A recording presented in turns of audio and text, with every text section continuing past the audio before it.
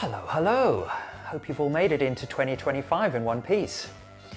It's been a very wet and grey start to the year here on this benighted and isolated little island, still making a brave show of justifying its isolationist, self-deluded position in the geopolitics of planet Earth.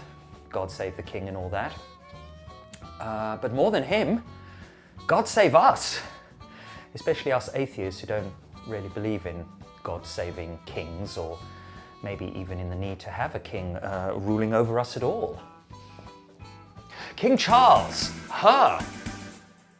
what is he good for? Absolutely nothing. Say it again. King Charles, what is he good for? Absolutely nothing. Like many of Charles's subjects, this idiot is embarking on the secular version of Lent for the next 31 days and nights, also known as Dry January.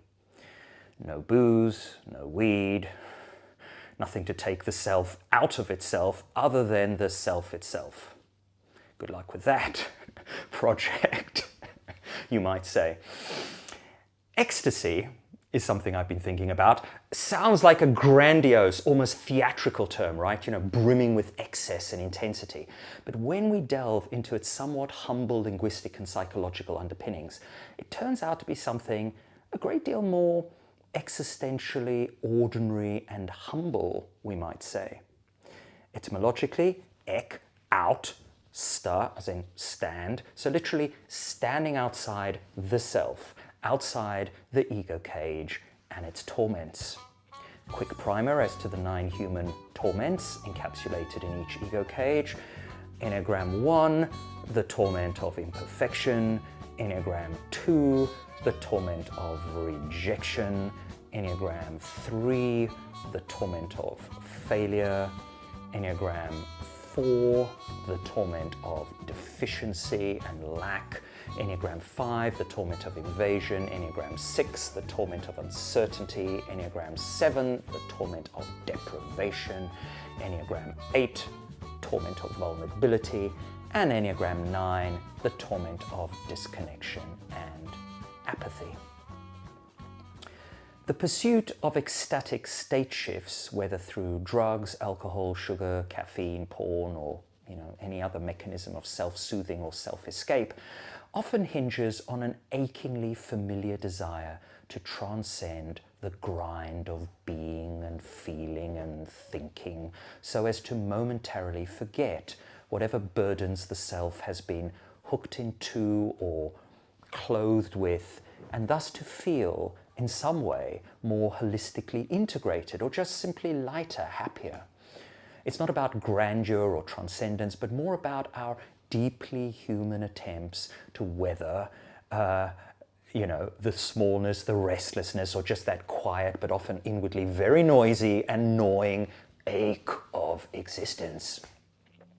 I call these moments of soul weariness hitting the wall, which I reliably seem to experience around about this time, 4, half 4, or even slightly earlier, as the darkness gathers and the cold, wet, traffic-choked concrete dog walk around the block, or to some postage stamp of green stitched into the dark, dead flanks of the city, occurs once more in the never-ending groundhog day of thisness, be it 2024, 2025, or 1925. Mythologically, the feeling, at least for me, is a kind of post-lapsarian fall. We don't know exactly how Adam and Eve felt after being cast out of Eden, but I suspect it was something like this, a sort of cold, unrelenting sense that the warmth and the wholeness we once had access to, perhaps even earlier that very morning, has become a distant, irretrievable memory. Toil, pain, struggle, and a loss of intimacy with one's inner godhead or some external godhead, crushed under a weight that feels profoundly irrational, yet painfully tangible as the burdens of knowledge, responsibility, and mortality bear down on us.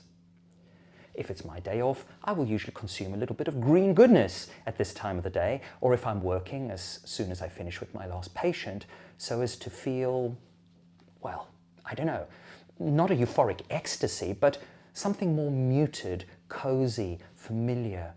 The image that comes to mind is of someone lost in a tundra of mean or indifferent social realities, wandering through the collapsing and entropic detritus of their own mind, who suddenly sees a beloved partner or friend, or maybe some kind of parental figure, standing on the doorstep and thinks, "Thank fuck, at least I now don't have to do this all by myself."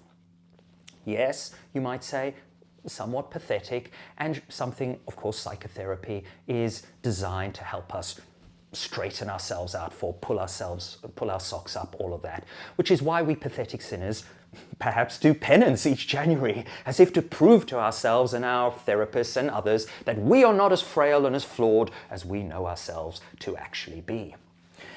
My primary self-help book, to see me through the next 31 days of wall hitting and existential fumbling, is not one that you will find in the traditional self-help section of the bookshop, because pretty much all of the books there, as you may have discovered, are formulaic pieces of crap and could just as easily be swapped out with a GPT query or, watching some know-it-all on this platform telling you how to live your life.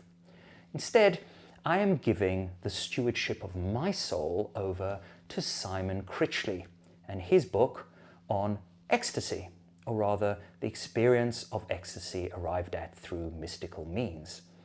In the last few days, I have listened to the audiobook version of Mysticism, which I enjoyed so much that I am now listening to it all over again before embarking on some experiments for myself in everyday ecstasy, an attempt to uncover or rekindle some of the things I enjoy about being altered through means other than my consciousness-shifting green companion.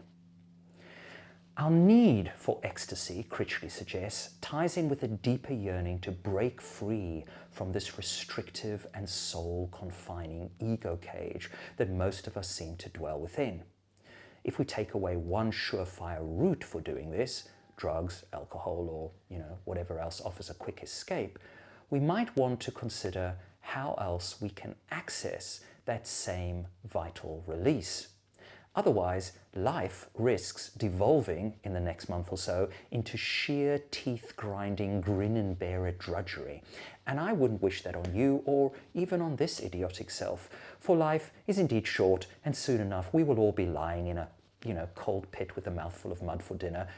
So let's make the most of it, etc. If you're up for the journey, especially if you two are doing some form of dry January, join me as we embark on transforming this relationship with our favorite indulgence, whatever that is, into a less needy, more self-sustaining ecstasy, a kind of grounded transcendence. To kick things off, I am going to read the introduction of the book for us as a mission statement of sorts, but also as a brilliant and beautifully lucid piece of writing.